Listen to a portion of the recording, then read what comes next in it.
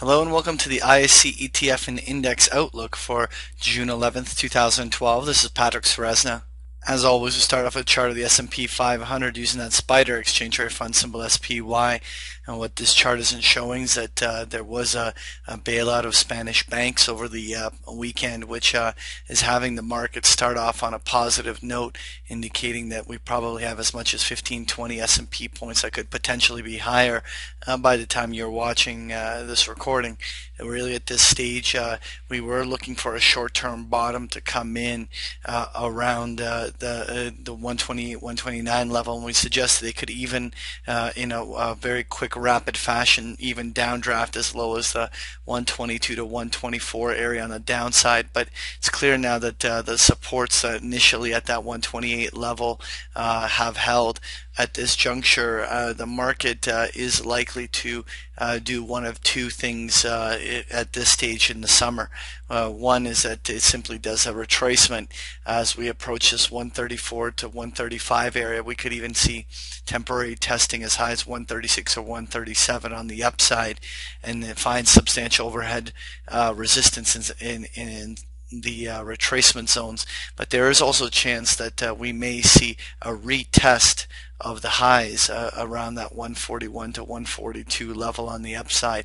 While we don't favor the most bullish scenario at this juncture, it is also something that's not out of line, and we certainly can't be shocked if we saw that.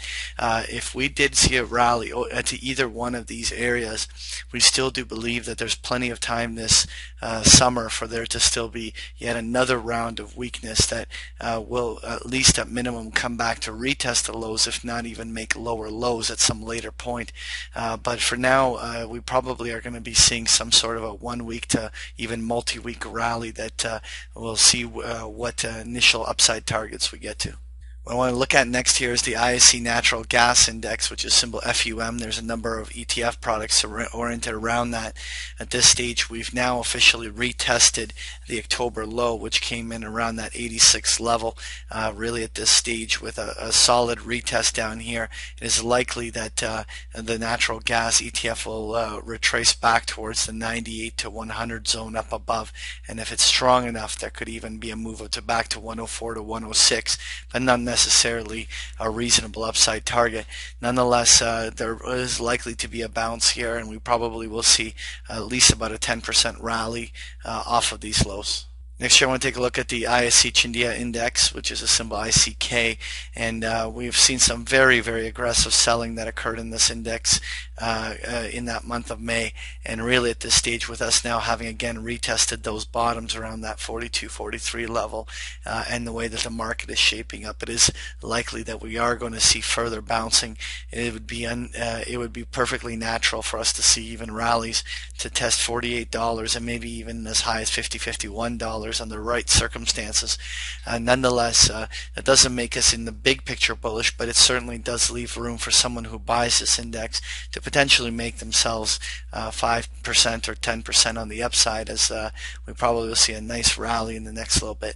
Finally, I want to take a look at the ISE Water Index, which is symbol HHO, and this particular index has shown a very strong similarity to that of the S&P 500. So we can see that after putting in the head and shoulders top and then subsequent retracement down to retesting the 83-85 zone on the downside, we are likely to probably see this index continue to bounce upwards, maybe testing $88 to $90. And if the S&P was to muster up a rally all the way back to its previous highs, it would not be out of line for the water index to follow suit and potentially even get as high as the 93 to 95 zone during one of those rallies.